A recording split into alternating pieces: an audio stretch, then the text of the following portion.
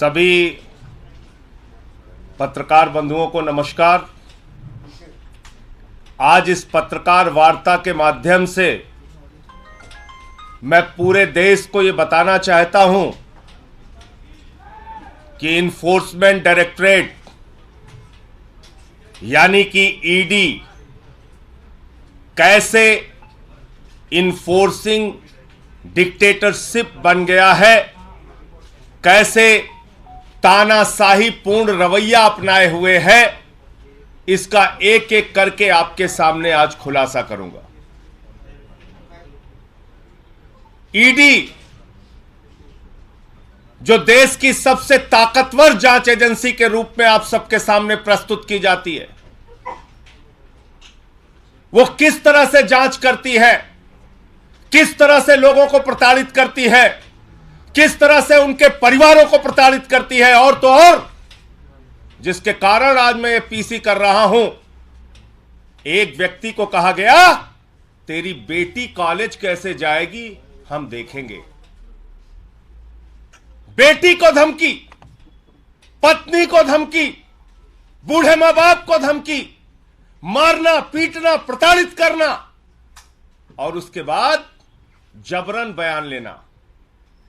यह मैं नहीं कह रहा हूं, यह न्यायालय के सामने उन लोगों के बयान हैं जिनसे जबरन मारपीट करके उनके परिवारों को धमकी देकर उनसे बयान लिया गया।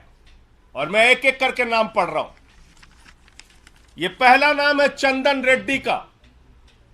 यह चंदन रेड्डी हाई कोर्ट में पिटीशन करते हैं, माननीय उच्च न्यायालय में याचिका दाखिल करके ये बताते हैं कि ईडी ने इनको मारा, इनको पीटा, इनके परिवार को धमकी दी और कहा जैसा हम कहते हैं वैसा लिख, वरना तेरे परिवार का वो अंजाम करेंगे तू कहीं मुंह दिखाने लायक नहीं रहेगा।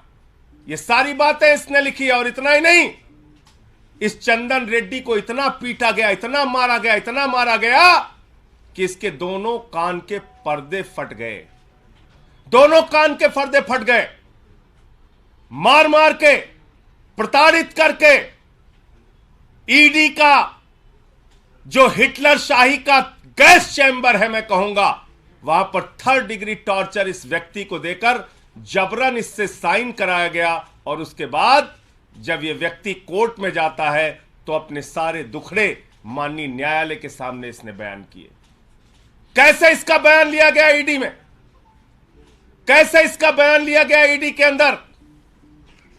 और ये इस व्यक्ति की डॉक्टरी जांच है, जो डॉक्टरी जांच की कॉपी मैं अभी आपको दूंगा। ये दोनों डॉक्टरी जांच ये कहती है कि चंदन रेड्डी को मार मार के उसके कान के पर्दे फाड़ दिए गए, उसको सुनाई नहीं दे रहा है।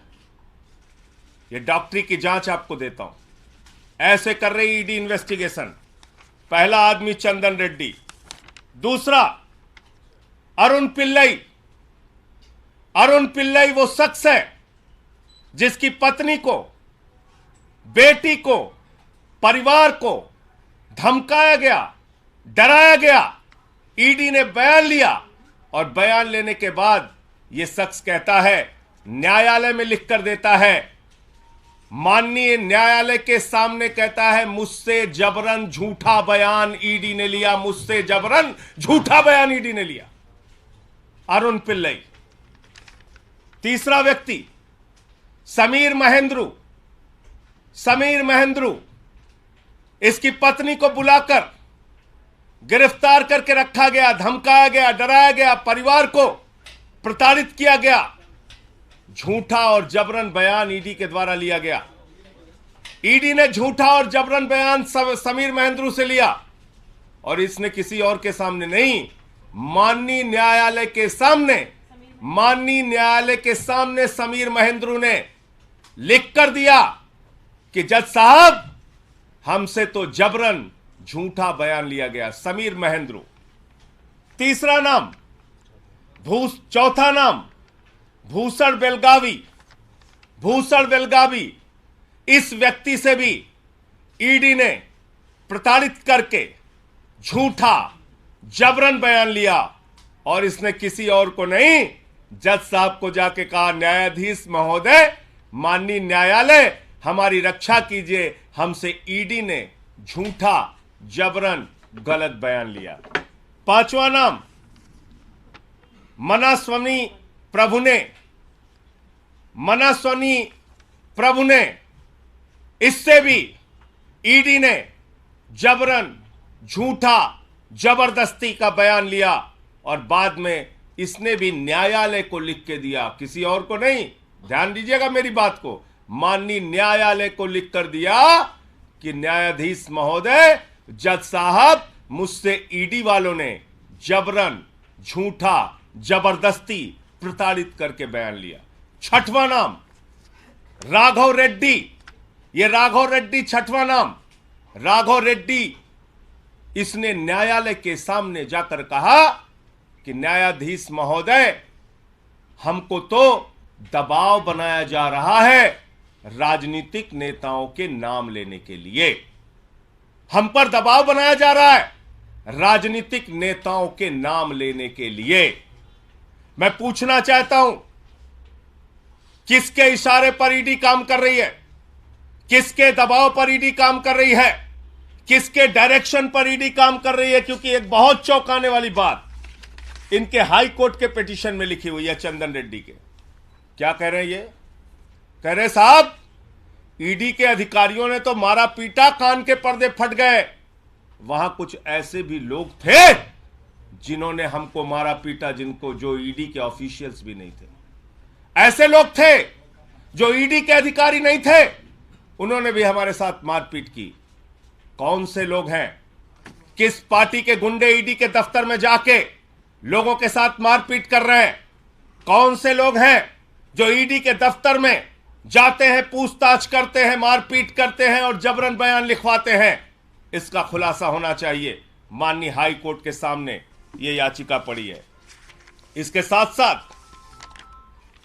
मनीष सिसोदिया जी के पीएस रिंकू, आप जानते हैं कानून में नियम है, किसी को भी बुलाओ, नोटिस दो, पूछताछ करो, कैमरे में पूछताछ करो और सारी जानकारी ऑन पेपर रखो।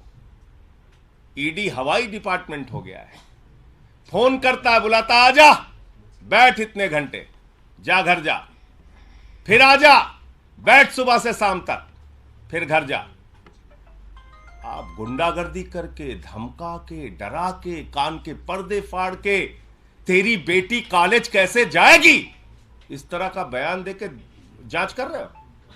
इस तरह का बयान देके जांच कर रहे हो?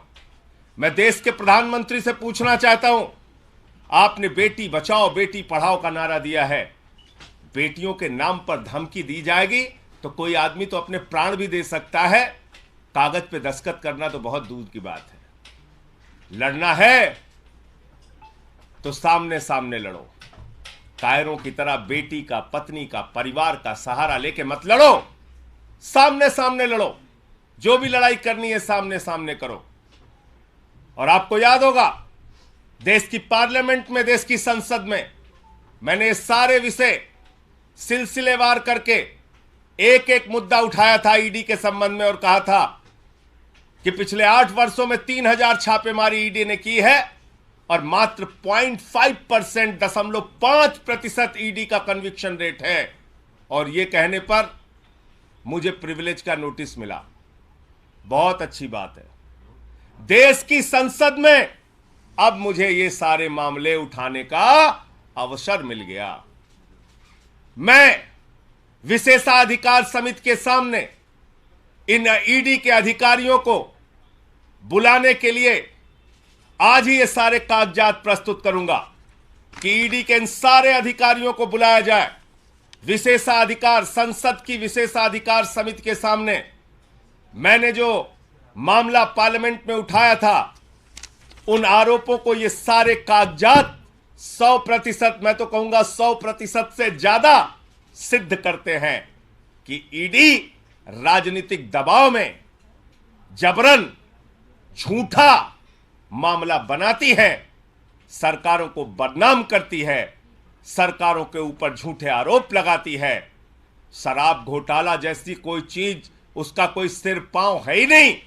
जिन लोगों के जबरन बयान लेकर ईडी ने ये सारे मामले बनाए हैं, वो तो न्यायालय के सामने जाकर कह रहे हैं, हुजूर हमें तो मारा जा रहा है, हमारे तो कान के पर्दे फाड़ दिए जा रहे हैं, हमारे परिवार पे दबाव बनाया जा रहा है, हम पे दबाव बनाया जा रहा है और झूठे बयान लिए जा रहे हैं। बहुत अच्छा है। अब देश की, भारत की संसद की, पार्लियामेंट की विशेषाधिकार समिति के सामने जिसने मुझे नोटिस दिया है, ये सारे विषय और मामले मैं रखूंगा और इन सारे अधिकारियों को वहां बुलाने के लिए बोलूंगा कि इन सबको बुलाया जाए और पूछा जाए कि हाई कोर्ट से लेके और न्यायालयों में जो इनके खिलाफ शिकायतें की गई हैं, उसके तथ्य, उसकी सच्चाई, उसकी हकीकत क्या है। मुझे इतनी बात कहनी थी। आपका कोई मुद्दा हो, कोई बातचीत हो, कोई सवाल हो तो। जिन लोगों ने पिटीशन लगाई है, क्या वो सभी आरोपी जो है आबकारी नीति से जुड़े हुए हैं या अन्य अन्य मामलों में भी हैं? ये सारे आबकारी नीति के जो बयान लेकर झूठा मामला ईडी खड़ा कर रही है, ये उससे संबंधित है। ये सारे मामले जो आप लोगों को बताया जाता है, घोटाला घोटाला घोटाला, उस घोटाले में कितना गड़बड़ झाला है, ये सारे बयान इस बात को साबित करते हैं।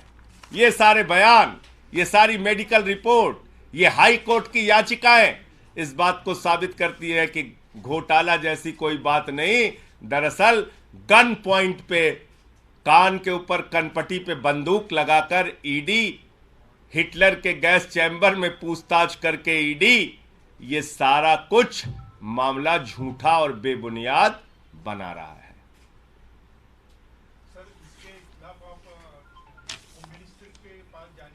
मुझे तो खुद विशेषाधिकार समिति का नोटिस ईडी के मामले में ही मिला है ना।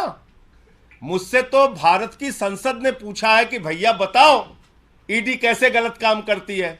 तो ये सारे मामले मैं विशेषाधिकार समिति के सामने रखूंगा, पार्लियामेंट में रखूं। पार्लियामेंट तो सुप्रीम कोर्ट से भी बड़ी है। अब इन अधिकारियों को वहां बुलाया जाए और इनसे पूछा जाए कि कान के पर्दे कैसे फाड़ रहे हैं, कैसे कह रहे हैं कि तेरी बेटी कॉलेज नहीं जाने पाएगी। ये बोल सकता है कोई ईडी का दफ्तर, कोई ऑफिसर, कोई अधिकारी? ईडी के दफ्तर में कैसे बिना नोटिस के किसी को बुलाया जाता है? ईडी के दफ्तर में कैसे ईडी के अधिकारियों के बगैर कोई व्यक्ति पहुंच के मारपीट कर रहा है? ये छोटे आरोप है क्या? और ये हाई कोर्ट की याचिका है और ये डॉक्टरों की मेडिकल रिपोर्ट है चंदन रेड्डी के मामले में। ये सारे कागजात मैं भी आपको उपलब्ध करा दे रहा हूं और किसी का कोई प्रश्न हो तो पूछ सकता है। आपको लगता है कि मनीष सिसोदिया के मामले में भी इस तरीके की हरकतें ईडी कर सकती है जिस तरह का आरोप आप लगा रहे हैं? भैया ये आबकारी से जुड़ा ये मामला है। मनीष सिसोदिया के साथ भी ऐसा कुछ उन पर भी दबाव बनाया जा सकता है क्या? दबाव बनाया किसी का नाम लेने के लिए? देखिए सबके ऊपर अरे भाई मैंने तो आपको बताया ना, कान के पर्दे फाड़ रहे हैं, मार रहे हैं, पीट रहे हैं, 3rd डिग्री टार्चर दे रहे हैं। तो मनीष सिसोदिया को भी ऐसे टार्चर कर सकते हैं, बाकी लोगों को भी ऐसे टार्चर कर सकते हैं, मार पीट सकते हैं, क्यों नहीं कर सकते? संजय जी दबाव क्या सबके साथ कर रहे हैं, दबाव बनाया जा रहा है। मैं फिर से दोहरा दे रहा हूं आपको सुनना। मनीष सिसोदिया का नाम लेने के लिए भी दबाव बनाया गया और ये जितने आरोपी हैं जिन्होंने ये इसमें साफ साफ लिखा हुआ है इस चंदन रेड्डी की याचिका में कि मेरे ऊपर मारपीट करके, कान का पर्दा फाड़ के परिवार को धमकी देकर ऐसे कागजात पे दस्तखत कराए गए, ऐसे कागजात पे हस्ताक्षर कराए गए जिनके बारे में मुझे कोई जानकारी नहीं। राघव रेड्डी ने कहा है कि मुझसे राजनीतिक नेताओं का नाम लेने का दबाव बनाया जा रहा है। राजनीतिक नेता कौन है सारे लोग जानते हैं। संजय जी सवाल ये है कि जिस तरीके से भाजपा के कुछ नेता मुख्यमंत्री का नाम ले रहे हैं, तो क्या आपको शंका है कि मनीष सिसोदिया जी पर भी ऐसा दबाव बनाया जाएगा मुख्यमंत्री का नाम लेने के लिए? देखिए ये प्रमाण इस बात को कहते हैं कि ईडी की पूरी इन्वेस्टिगेशन, ईडी की पूरी जांच कूड़ेदान में डाल देनी चाहिए। ये सारे आरोप, ये सारे कागजात, न्यायालय के सामने इनके द्वारा दिया गया आवेदन, इनकी याचिकाएं चिल्ला चिल्ला के ये कह रही हैं कि ईडी झूठा, फर्जी, बेबुनियाद मुकदमा दिल्ली सरकार को बदनाम करने के लिए, केजरीवाल जी को और आम आदमी पार्टी को बदनाम करने के लिए बना रही है। ये सारे कागजात चिल्ला चिल्ला के कह रहे हैं। धन्यवाद।